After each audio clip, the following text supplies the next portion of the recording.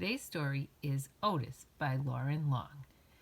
And I might have read you guys this story back when we were at school, but it's one of my favorites, so I'm going to read it again. It's about two unusual friends. It's about a tractor who becomes friends with a baby cow, which the word for a baby cow is a calf. And it's an important story, I think, because you learn about how important it is to take care of each other, which is something that we really need to be doing right now.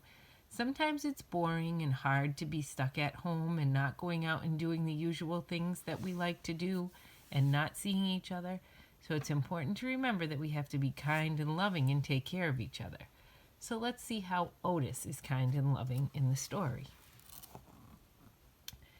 There was once a friendly little tractor named Otis. Every day he and his farmer worked together taking care of the farm. Otis liked to work, but after a hard day he was ready to play. He would ride the rolling hills and skirt Mud Pond. He would leapfrog bales of hay and explode through haystacks.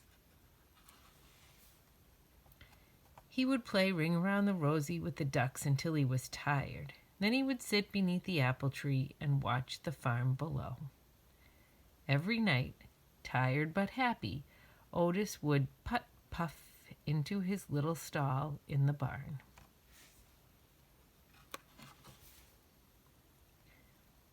One night, when Otis was fast asleep, the farmer brought a beautiful calf into the barn. The calf bawled for her mother, but when the sleepy sound, put, puff, puttity chuff, came from the next stall, the scared little calf drifted off to sleep. Now remember, a calf is a baby cow, and when it says that the calf bawled, that means she cried and cried really hard because she wanted her mother. From that day on, the calf followed the little tractor wherever he went. Put, puff, puttity chuff, she followed him over the rolling hills and down by Mud Pond. She was right behind him, leapfrogging bales of hay. And the calf made the game of Ring Around the Rosie all the better. So Otis helped the calf by comforting her when she was sad for her mother with his little noise. And she's helping Otis by playing with him and making his time on the farm more fun. At the end of the day, they would sit beneath the apple tree and watch the farm below. Otis loved his little calf, and the little calf loved Otis. One day, the farmer surprised everyone with a brand new yellow tractor. The farmer took Otis out of the stall and parked him back behind the barn. Then he moved the big yellow tractor into the stall next to the little calf. Look at Otis's face.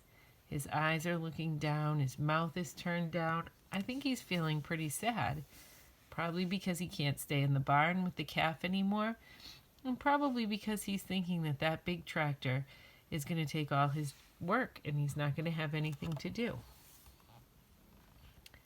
But the little calf didn't like the big yellow tractor and his deep rumbling snore. There was no one to purr the little calf gently to sleep, no one to spend her days with. And Otis could not even see his farm.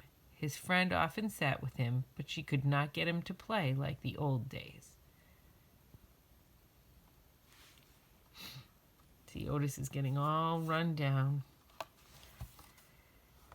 One hot summer day, the little calf wandered down to Mud Pond to cool off. When she waded into the muddy water, her feet sank. With every step, she sank deeper and deeper and deeper. The little calf was stuck. Uh-oh. All the farmhands came running with their ropes, but the more they tugged, the more stuck the calf got. "Get the big yellow tractor," the farmer shouted. "He can save her." But the big tractor just scared the little calf. She sank deeper and deeper into the mud. Look, she's almost completely sunken in the mud. Wonder how we'll get her out. "Call Fire Chief Douglas," the farmer shouted. "He can save our little calf." But the sight of the big red truck startled the little calf in even deeper. The farmer was fit to be tied. That means he was angry. Who could save the little calf? Who do you think is going to save the little calf? Remember we talked about problem and solution in our other stories? Well, here's the problem. Calf stuck in the mud. I wonder what the solution will be. Suddenly, the calf's ears perked up. Over the hum of the growing crowd, there came a sound in the distance, the soft, rhythmic purr, put, puff, puttity, chuff. The sound became louder, and all at once, Otis puffed from around the barn and headed straight toward Mud Pond. Look at even the back of the calf's head looks happier now that Otis is on the way. Otis puffed right up next to the muddy water's edge. The calf was happy to see her friend. She bawled. It was something like a hello. So now she's not crying. She's calling out to him. She's so happy to see him. Then, to the amazement of the crowd, Otis slowly began to circle the pond. He circled and circled, and the little calf turned and turned, never taking her eyes off her friend. It's kind of like the games they used to play together before. He's going around in circles and she's following him.